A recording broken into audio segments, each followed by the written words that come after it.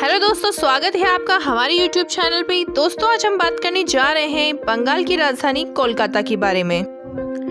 कोलकाता हुगली के पूर्वी तट पर स्थित भारत के पश्चिमी राज्य बंगाल की राजधानी है, जिसे सिटी ऑफ जॉय के नाम से भी जाना जाता है। कोलकाता मुंबई और दिल्ली के बाद भारत में तीसरा सबसे अधिक आबादी वाला महानगर है।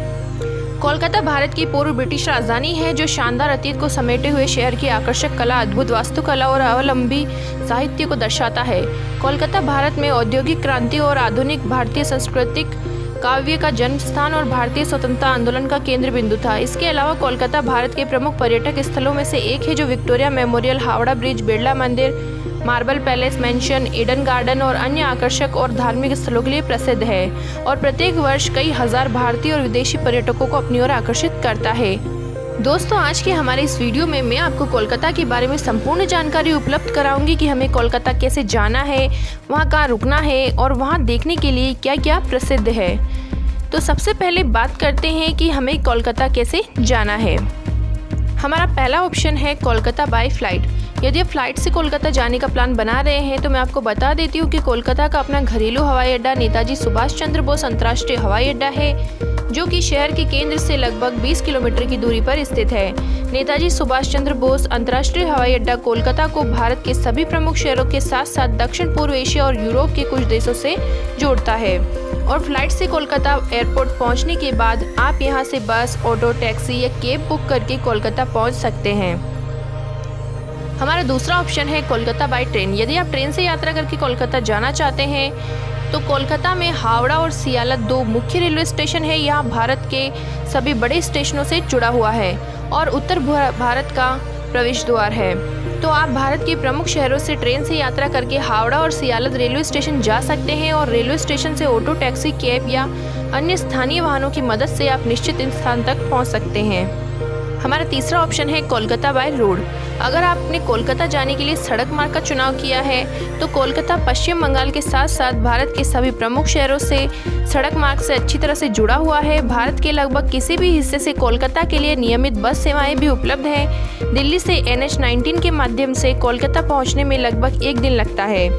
आसपास के शहरों जैसे खड़गपुर, हल्दिया आदि से भी बसें उपलब्ध है, तो आप अपनी सुविधा अनुसार बस, टैक्सी या अपनी निजी कार की यात्रा से आसानी से कोलकाता पहुंच सकते हैं।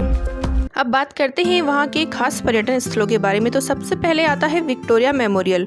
विक्टोरिया मेमोरियल कोलकाता के केंद्र में स्थित कोलकाता के प्रसिद्ध पर्यटक स्थलों में से एक है। सफ़ेद संगमरमर से निर्मित विक्टोरिया मेमोरियल रानी विक्टोरिया की स्मृति भारत पर उनके 25 साल के शासन का जश्न मनाने के लिए बनाई गई थी, जिसे भारत पर ब्रिटिश राज के अवशेष के रूप में जाना जाता है। रानी विक्टोरिया मेमोरियल 64 एकड़ के हरे भरे और अच्छी तरह से बनाए हुए बगीचे से घिरा हुआ है। विक्टोरिया मेमोरियल के प्रमुख आकर्षक 16 फुट ऊंची कांस्य प्रतिमा जो स्मारक के शीर्ष पर लगी हुई है।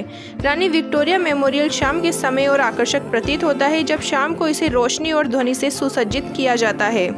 विक्टोरिया मेमोरियल आधुनिक दिन की दुनिया में विक्टोरियन युग का सार प्राप्त करने के लिए एक आदर्श जगह है, जहां आप विक्टोरियन युग के विभिन्न प्राचीन अवशेषों को देख सकते हैं। कोलकाता में घूमने लायक हमारी दूसरी जगह है हावड़ा ब्रिज।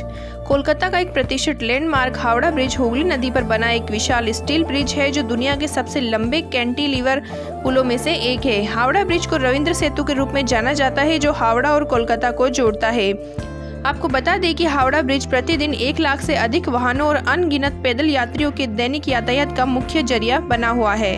हुगली नदी पर निर्मित हावड़ा ब्रिज लगभग 1500 फीट लंबा और 71 फीट चौड़ा है। हावड़ा ब्रिज यातायात परिवहन के साथ साथ कोलकाता के सबसे प्रसिद्ध पर्यटन स्थलों में से एक माना जाता है, जो अपनी अद्वितीय सुंदरता के कारण कई हजारों पर्यटकों के लिए आकर्षण का केंद्र बना हुआ है। जहां रात के समय, शाम के समय हावड़ा ब्रिज की अविश्वसनीय सुंदरता को देखा जा सकता है।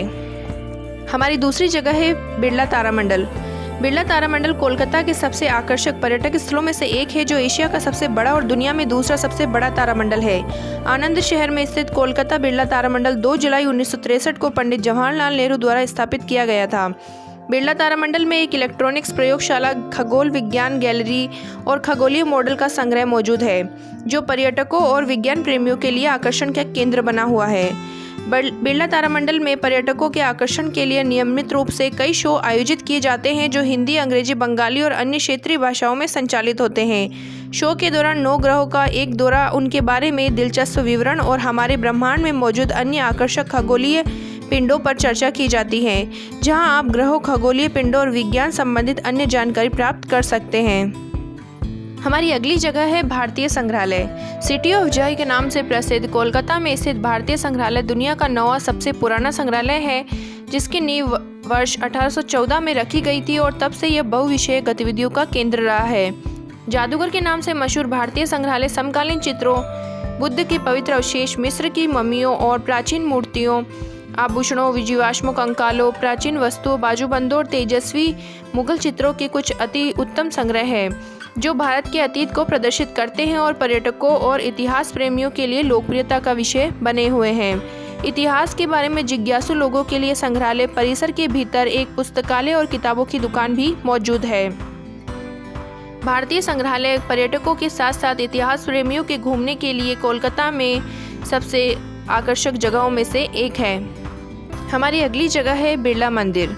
लगभग 130 एकड़ के क्षेत्र में फैला हुआ बिरला मंदिर कोलकाता की प्रसिद्ध धार्मिक स्थलों में से एक है। बिरला मंदिर का निर्माण वर्ष 1970 में शुरू होने के बाद 21 फरवरी 1996 को 26 वर्षों बाद पूर्ण हुआ। मंदिर में मुख्य देवता राधा कृष्ण के साथ भगवान गणेश, भगवान हनुमान, भगवान शिव, भगवान विष्णु और देवी दुर्गा के 10 अवतार की मूर्तियां स्थापित है। बिरला मंदिर का निर्माण नक्काशीदार सफ़ेद संगमरमर से किया गया है। भगवान कृष्ण और राधा को समर्पित बिरला मंदिर कोलकाता का महत्वपूर्ण आस्था केंद्र है।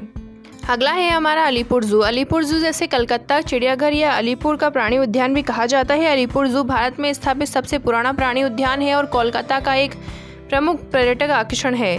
46.5 एकड़ के क्षेत्र में फैला चिड़ियाघर 1876 से संचालित हो रहा है, जो बड़ी संख्या में वन्य जीव प्रेमियों और पर्यटकों को अपनी ओर आकर्षित करता है। अलीपुर चिड़ियाघर रॉयल बंगाल टाइगर, हाथी, 1 सींग वाले गैंडे, व्हाइट टाइगर, लेडी हैमस्टर्ड के तीतर और गोल्डन तीतर, शुतुरमुर्ग, ईमू, हॉर्नबिल्स जैसे बड़े पक्षियों का घर है। Botanical garden. शिवपुर हावड़ा में स्थित बोटानिकल गार्डन 273 एकड़ के विशाल क्षेत्र में फैला हुआ कोलकाता के लोकप्रिय पर्यटक स्थलों में से एक है, जिसे आचार्य Jagdish Chandra Bose Indian botanical garden के नाम से भी जाना जाता है। 1787 में कर्नल कीट द्वारा स्थापित बोटानिकल गार्डन को उस समय में कंपनी गार्डन के रूप में जाना जाता था। बोटानिकल गार्डन प्रकृति प्रेमियों के लिए इस क्षेत्र की यात्रा करना और बगीचों की प्रकृति की गोद में कुछ शांत और शांतिपूर्ण समय बिताना लोकप्रिय बना हुआ है। बोटानिकल गार्डन में 12,000 जीवित 12मासी पौधों के साथ साथ हजारों पौधे हैं जो दुनिया भर से एकत्रित किए गए हैं। जैन मंदिर। कलकत्ता जैन मंदिर कोलकाता के प्रसिद्ध धार्मिक स्थलों में से एक है। 4 जैन तीर्थंकरों को समर्पित जैन अनुयायियों के लिए महत्वपूर्ण आस्था केंद्र है। कलकत्ता जैन मंदिर वास्तुकला में जटिल नक्काशीदार पत्थर और कांच के काम से सुशोभित है, जो भारत के सबसे आकर्षक मंदिरों में से एक है। वास्तव में कलकत्ता जैन मंदिर एक प्रसिद्ध तीर्थ स्थल के साथ साथ एक प्रसिद्ध पर्यटक स्थल भी माना जाता है, जो पर्यटकों और तीर्थ यात्रियों के लिए लोकप्रिय स्थल बना हुआ है और दुनिया भर से पर्यटकों को आकर्षित करता है। और अब आखिरी का है ईडन गार्डन। राज्य सचिवालय और कलकत्ता उच्च न्यायालय के पास स्थित ईडन गार्डन एक सुंदर सुव्यवस्थित क्रिकेट स्टेडियम है, जो वर्तमान में IPL team Kolkata night Riders और क्षेत्रीय बंगाल क्रिकेट टीम का घरेलू मैदान है, जिसे 1864 में गवर्नर जनरल ऑकलैंड द्वारा स्थापित किया गया था। 50 एकड़ में फैले इस क्रिकेट स्टेडियम में लगभग 66,350 लोग बैठने की क्षमता है और यह दुनिया का दूसरा सबसे बड़ा क्रिकेट स्टेडियम है। अब बात करते हैं कि कोलकाता जाने के लिए सबसे अच्छा समय कौन सा रहेगा। तो अक्टूबर से फरवरी के बीच की शरद ऋतु और सर्दियों के महीने कोलकाता की यात्रा के लिए सबसे अच्छा समय होता है, क्योंकि सर्दियों का मौसम कोलकाता की यात्रा के लिए रोमांचक समय होता है और इस समय कोलकाता में विभिन्न उत्सव और खासकर यहाँ का सबसे बड़ा उत्सव दुर्गा पूजा आयोजित की जाती है, जो कोलकाता की सबसे बड़ी पूजा होती है।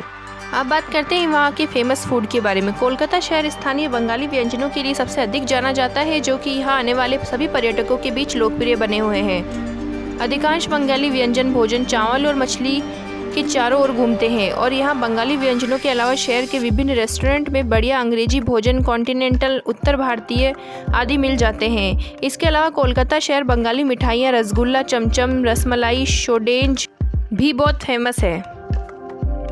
अब बात करते हैं कोलकाता में रुकने की क्या व्यवस्था है। तो कोलकाता में रुकने के लिए आपको लो बजट से लेकर हाई बजट तक बहुत सारे होटल्स मिल जाएंगे। आप अपनी सुविधा अनुसार होटल्स का चयन कर सकते हैं।